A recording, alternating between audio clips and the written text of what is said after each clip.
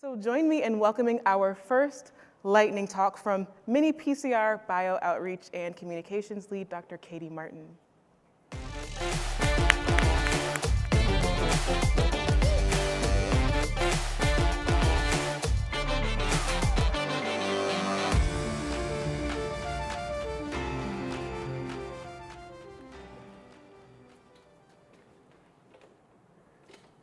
Hi, everyone. Good afternoon. Thank you so much, Raven, for the introduction. I am really delighted to be following that panel because I think what I'm about to share with you guys lines up really well with what we just heard. I'm with Genes in Space. We're an organization that concerns itself with exactly the problems that the panel just addressed. And I'm going to tell you today about a little bit about the work that we do. This student is Pristine Onuoha. This past June, Pristine and her family traveled with our team to Cape Canaveral so Pristine could watch the rocket carrying her experiment launch to the International Space Station. Pristine, this is actually the third attempt to launch this rocket. This was, we had 2 unsuccessful launches, 2 scrubs, which left our team with a lot of time to bond over seafood dinners and take fan boat rides and otherwise kind of channel the nervous energy that was building up as we awaited a successful launch. But attempt number 3 was the lucky one. Pristine was able to stick around and we got this great shot. Now, Pristine found herself in this position because 1 year earlier, when she was a high school junior, she participated in the Genes in Space contest by preparing an experiment proposal. She had an idea for an experiment that would help us understand how aging is impacted by the conditions of space flight. Our 2022 contest judges selected Pristine's experiment to be the one to launch, and so Pristine was afforded the opportunity to launch her experiment to space and see it carried out by astronauts. And if you're already familiar with Genes in Space, this image might be the one that comes to mind when you think about us. One student smiling as a rocket carrying their experiment launches to space. But this doesn't really speak to the work that Pristine put in before this one iconic moment. And so I want to tell you a little bit more about how Pristine found herself in this position. That trip to Cape Canaveral was the culmination of an 18-month journey that began when Pristine started developing her experiment idea with her teacher at East Chapel Hill High School, Kim Manning. When Pristine was named a contest finalist, we connected her with another mentor, Harvard grad student Ana Carla Cepeda-Diaz, who worked with Pristine over the course of a summer to refine her idea and prepare an oral presentation based on her proposal. At last year's ISS Research and Development Conference, Pristine presented that idea to our panel of judges who selected her as our contest winner. And then after she was named winner, Pristine continued to sink time into her project. She joined our team in Boston to pilot her experiment on the ground in preparation for launch. And so the panel that we just heard from concerned itself with workforce development. And obviously, we're not going to get to where we need to be as a society, one Genes in Space winner at a time. But we engage hundreds of students each year. And Pristine's journey is replicated kind of in miniature with all of those students. What powered Pristine through this journey was her curiosity, her passion for the question she was pursuing. And our contest aims to replicate that in every single student we engage. We aim to show them what they can gain from learning how to ask great questions and seek answers. Every student who participates in Genes in Space needs to prepare a proposal outlining the experiment they wish to launch. In their proposal, they have to tell us what question they're hoping to answer, what their hypothesis is, what they think the answer to that question is going to be, how they're going to get that answer, and then what their results will tell us about space travel, how it'll impact the future of space flight. And all of this, this is a difficult task for students to write a cohesive proposal, but it all stems from that question. They have to ask a question that they can get really passionate about. And this is something that I've seen firsthand many, many times. I've reviewed hundreds of proposals over the course of the last 5 contest cycles. And the questions I've seen have really been my favorite part of taking part in this program. I myself have never wondered how the Canada goose responds to the conditions of spaceflight, but there are students out there who have, and we've read their proposals. I mean, we have not, the well of ideas has not run dry. We've been doing this for now 11 cycles, and every year we're consistently so impressed by the questions that students bring to us. The thing that makes this exercise so powerful is the fact that it is driven by students' own interests. And that's what makes Genes in Space powerful as a classroom tool. We have a number of teachers who use our contest year over year in their classroom, weave it into their curriculum, and use it to excite their students' interests. Kaylee Talk is one such teacher. She teaches for Stanford Online High School. This is a virtual school that reaches students all across the US. Kaylee teaches an astrobiology elective, and she centers a 6-week unit around genes in space.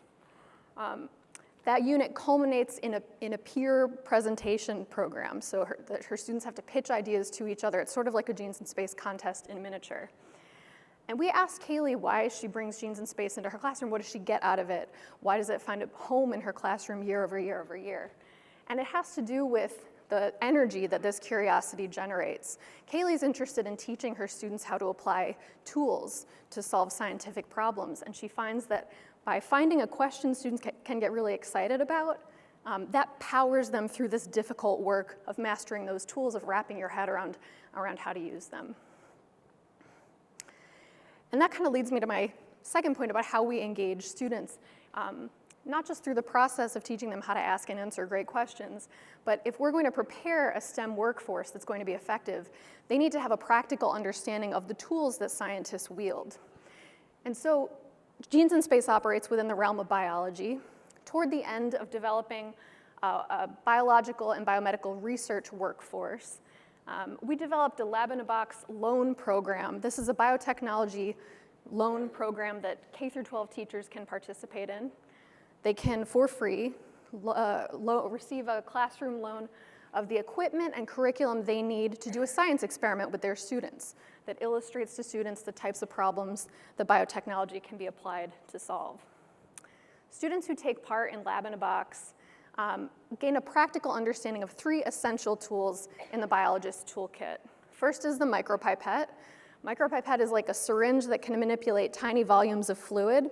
A micropipette is as essential to doing a biology experiment as a measuring cup is to making a recipe in your kitchen. Students also learn PCR. This is the core technology that forms the gold standard COVID test that we're very familiar with at this point. And they also learn gel electrophoresis. This is a way you can visualize DNA and read out your experimental results. It used to be unheard of to be doing any of these techniques in a K-12 classroom. But increasingly, PCR, electrophoresis, and similar techniques are being written into the science standards in different states, and that speaks to how committed we've become to developing this STEM workforce. Lab-in-a-Box is, like Genes in Space, Lab-in-a-Box is a classroom tool that teachers are finding useful to achieving their ends in the classroom. The teacher that you see in the top photo there, kind of peering over her students' shoulders, that's Pam Schmidt. She's a recently retired middle school teacher from Colorado. And she's one of the most dynamic teachers I've ever met.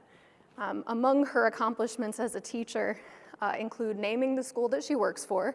Thunder Ridge Middle School is where she's worked for 20 plus years. She named that school. She won the contest to name it. She brings her students on fossil finding trips during school breaks. She established a snake husbandry program, bringing some 50 pythons into her classroom to teach students how to take care of them and teach them about the biology. And she won Colorado Teacher of the Year quite early in her career. She's a force. And the fact that she chose Genes in Space to weave into her curriculum tells me that we're doing something right. Pam joined us for a professional development workshop in 2019, where she learned about Lab-in-a-Box and Genes in Space, immediately took it back to her team and sought to incorporate it into their 8th grade curriculum. They loaned out a Lab-in-a-Box kit, even bought additional resources so they could implement it with their entire 8th grade class, hundreds of students in total. She uses Lab in a Box as a lead-in to Genes in Space, having found that students develop better proposals if they have a good hands-on understanding of the tools that'll be used to implement their experiment on station. Pam works with us now, so she is now coming to conferences and workshops with us, trying to turn teachers on to bringing Genes in Space into their classrooms. We asked Pam, like, why Genes in Space? Of all the things you could bring into your curriculum, why Genes in Space and Lab in a Box?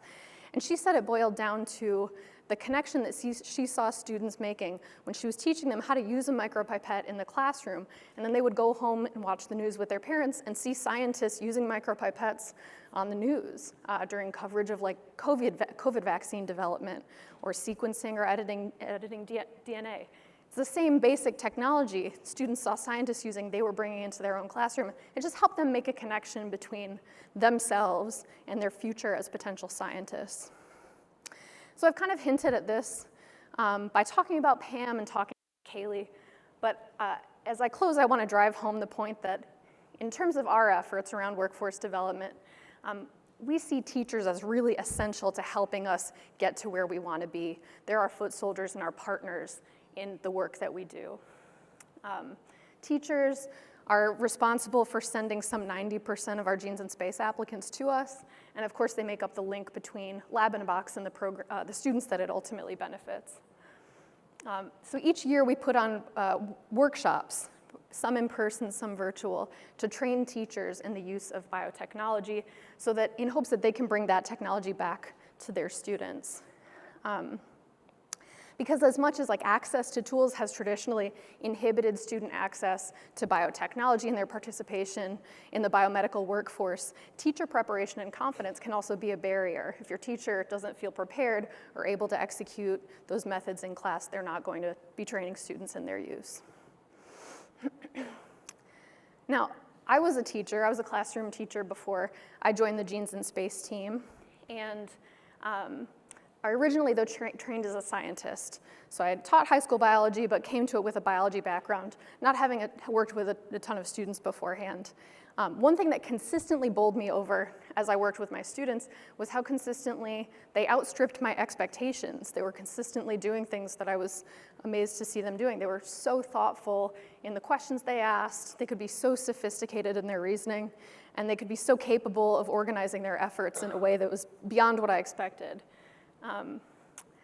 But increasingly, I found myself like frustrated with the curriculum we were putting in front of them. It felt canned sometimes or inauthentic.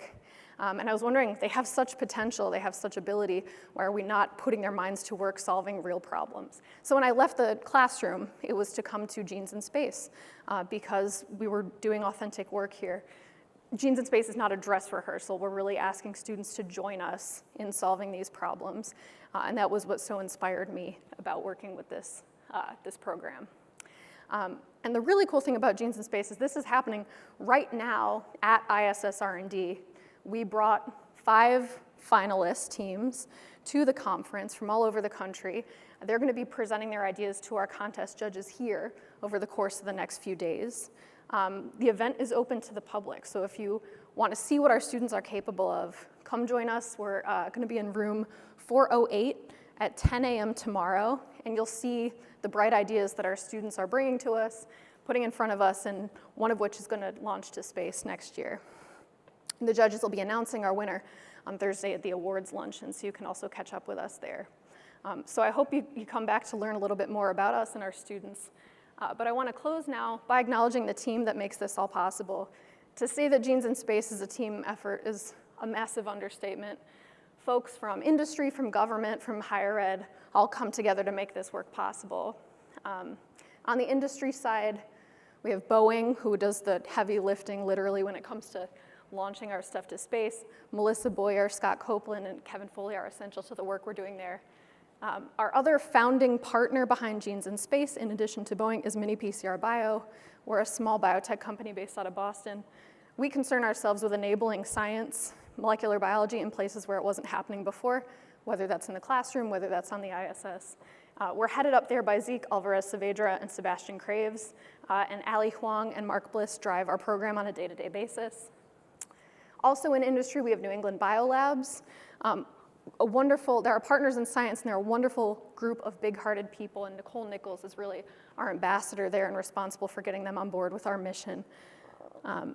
In government, we have ISS National Lab, with a big thank you to Courtney and Sam for connecting us with the teachers that we work with, and Patrick O'Neill for helping spread the word about our program. And then finally, from higher ed, our mentors. We have a volunteer workforce of graduate students and postdocs from Harvard and MIT who take time out of their own scientific careers to train up our finalists. They're here with us at ISSRD helping their students prepare for the judging that'll take place tomorrow. So big thank you to them. And thanks to all of you for your attention today. I hope that you're interested in learning more about our program. And again, come to see our finalists present tomorrow at 10 a.m., room 408. We would love to see you all there.